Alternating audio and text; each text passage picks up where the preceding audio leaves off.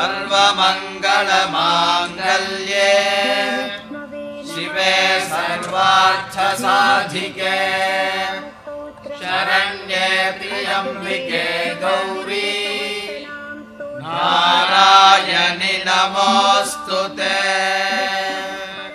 सौमाङ्गल्यसिद्ध्यर्थे गुरुकटाक्षार्थम् अनुग्रहार्थं च गुरोः प्रार्थना।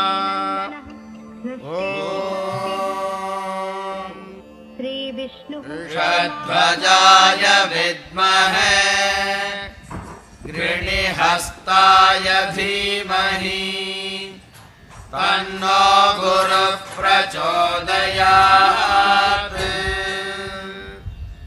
कळत्रकारकस्य अनुग्रहार्थं शुक्रः प्रार्थना शुक्रगायत्री।